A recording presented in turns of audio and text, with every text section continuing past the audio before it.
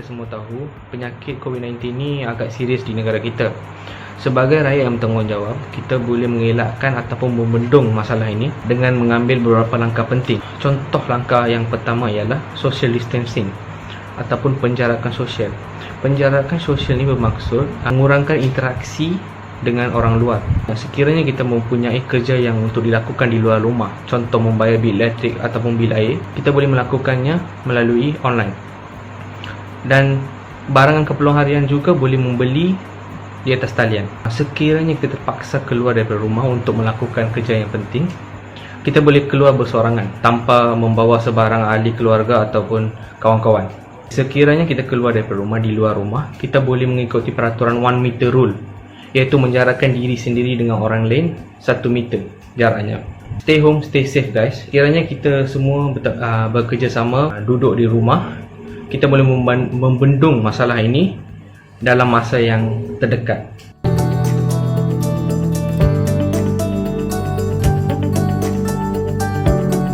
So yang keduanya, IPT juga tak ketinggalan dalam bantu kerajaan dalam bantu menangani wabak COVID-19 ni. Ada 4 poin yang saya nak terangkan, iaitu berkaitan dengan apa yang IPT hasilkan untuk bantu kerajaan. Yang pertama adalah face shield, yang kedua adalah sanitizer, yang ketiga adalah PPE sendiri, dan juga yang keempat adalah agihan makanan yang IPT buat untuk meringankan beban kita waktu PKP ni waktu COVID ni.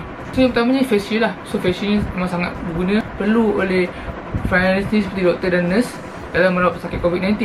Jadi IPT tak ketinggalan dalam bantu frontliners ini dengan melakukan penyelidikan, iaitu mereka menggunakan skill mereka, iaitu mereka menggunakan 3D printing, LSS printer, laser cutting untuk menghasilkan face shield ini sendiri. Jadi kemahiran design dan cara menggunakan mesin sangat diperlukan oleh mereka, manakala mereka sendiri mempunyai ilmu yang sangat cukup untuk menghasilkan face shield ini. Jadi melalui kupasan artikel dan melalui media sosial, saya melihat bahawa 1000 unit pelindung muka yang dapat dihasilkan dalam masa sehari, iaitu oleh UTM sendiri, dinamakan sebagai UTM Shield, dan memang memenuhi spek KKM dan boleh digunakan. So yang keduanya, UPNM juga membantu frontline dengan menyumbang 150 pelindung muka, dan pelindung muka itu diberikan kepada 2 hospital, iaitu Hospital Serdang dan Hospital Angkatan Tentera Tuanku Mizan untuk kegunaan mereka. Kedua, berkaitan dengan hand sanitizer. Kita sebenarnya kekurangan bekalan hand sanitizer. Pihak IPT telah membantu dalam menghasilkan hand sanitizer untuk ditempatkan di hospital seluruh negara dengan menggunakan kemahiran mereka. IPT tersebut adalah DMP, iaitu menyumbang sebanyak 600 unit hand sanitizer kepada frontliner untuk menangani COVID-19. Selain itu juga, UPNM juga tidak lupa untuk menyumbang hasil penyelidikan mereka, iaitu sebanyak 100 hand sanitizer diberikan kepada frontliner. Dan ketiga adalah PPE iaitu penggunaan pakaian perlindungan diri yang digunakan waktu merawat pesakit COVID-19. PPE ini menjadi keutamaan bagi frontliner dalam menangani wabak COVID-19. Jadi pihak IPT sendiri panggil untuk menggerakkan usaha atas rasa prihatin dan ingin membantu frontliner sendiri untuk menghadapi kekurangan bekalan PPE. Pihak USIM telah menghasilkan sebanyak 470 unit PPE dan disumbangkan kepada Hospital Ampang melalui sokongan pengusaha universiti sendiri dan juga pasukan yang bertugas semua dalam menghasilkan PPE yang dapat disumbangkan kepada petugas Baris Harapan. Dalam masa sama juga, USIM menyasarkan sebanyak 4,500 PPE yang dapat dihasilkan dalam hujung bulan 4 ini. Nampaknya adalah berkaitan dengan tanaman sayur-sayuran yang dihasilkan oleh pelajar IPT sendiri. Sekumpulan 27 penuntut IPT ini menanam sayur-sayuran di Taman Mini Botani kampus mereka sejak bulan 5 tahun lepas. Tambah balik apabila tanaman itu dapat dihasilkan kepada penuntut dan warga kerja universiti sendiri. UNIZA telah mengambil inisiatif untuk menanam sayur-sayuran di kampus mereka melalui ilmu dan teknik penanaman berkesan dalam menghasilkan sayur-sayuran yang berkualiti tinggi. Antara tanaman yang dihasilkan di Taman Mini Botani UNIZA sendiri iaitulah kacang panjang, bayam, sawi, timun dan ulang-ulangan yang diberikan kepada yang lebih memerlukan. Berdasarkan usaha-usaha yang saya kongsikan tadi, saya percaya bahawa IPT sendiri memainkan peranan yang penting dalam menangani wabak COVID-19. Melalui pengamatan saya mengkonklusikan bahawa IPT yang terdiri daripada penyelidik dan juga pelajar mempunyai peralatan yang lengkap dan tenaga mahir yang berpengalaman dalam menyediakan dan menyiapkan keperluan penting yang mengikut arus kemudian bagi menaikkan beban negara kita.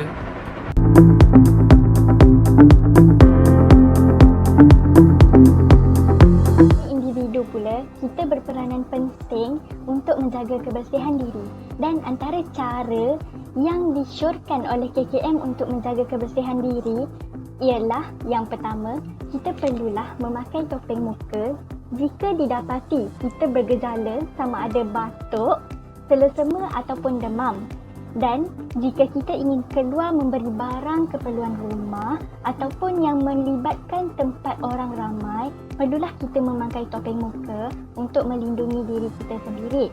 Yang kedua, apabila pulang daripada tempat orang ramai, kita perlulah cepat-cepat mencuci pakaian kita yang telah dipakai dan menggantikan dengan pakaian yang baru. Dan yang seterusnya, kita perlulah kerap kali mencuci tangan kita menggunakan sabun ataupun boleh juga jika tiada sabun, kita menggunakan hand sanitizer. Kenapa? Sebab tangan kita merupakan anggota yang paling banyak terdedah dengan persekitaran sekeliling kita. Jadi, tangan kita terdapat banyak jenis bakteria dan virus yang tidak diketahui.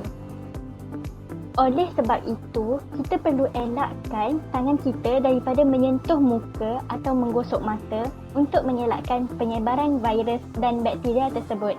Saya ulang balik, perkara penting yang kita boleh amalkan untuk menjaga kebersihan diri ialah pertama, memakai topeng muka. Kedua, mencuci pakaian yang telah dipakai ke tempat orang ramai. Ketiga, mencuci tangan menggunakan sabun dan juga hand sanitizer. Dan keempat, elakkan daripada menyentuh muka atau menggosok mata.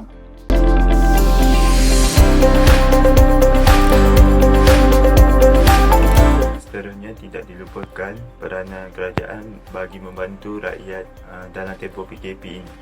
Kerajaan telah memperkenalkan satu bantuan kewangan iaitu Bantuan Perhatian Nasional (BPN) untuk rakyat yang memerlukan. Pada peringkat awalnya, BPN akan dibayar pada penghujung bulan April 2020. Kerajaan telah mengubah keputusan untuk membuat bayaran lebih awal iaitu pada 6 April 2020 secara berperingkat. Bantuan ini telah memanfaatkan kepada 8.3 juta penerima isi rumah dan individu bujang. Bantuan telah dibahagi kepada dua bahagian iaitu penerima isi rumah dan penerima individu bujang.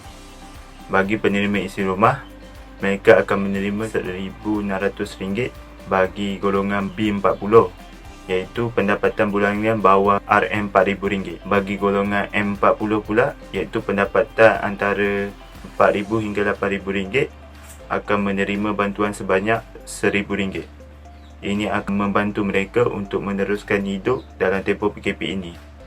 Mereka juga telah hilang sumber pendapatan kerana mereka tidak dapat keluar bekerja dalam tempoh PKP ini bagi menghentikan penyebaran coronavirus yang melanda di Malaysia ini. Bagi individu bujang pula, mereka akan menerima RM800 bagi golongan B40 iaitu pendapatan bulanan bawah RM2,000. Bagi golongan M40 pula iaitu pendapatan antara RM2,000 hingga RM4,000, mereka akan menerima bantuan sebanyak RM500. Ini akan meringankan beban mereka kerana mereka tidak dapat keluar bekerja dalam tempoh PKP ini. Ini menunjukkan bahawa kerajaan mementingkan kebajikan rakyat sepanjang tempoh PKP dijalankan. Kerajaan bekerja keras bagi memastikan semua rakyat tidak terbeban sepanjang tempoh PKP dijalankan. Akhir kata dari saya, duduk di rumah bagi memutuskan rangkaian novel coronavirus ni. #stay at home and stay safe.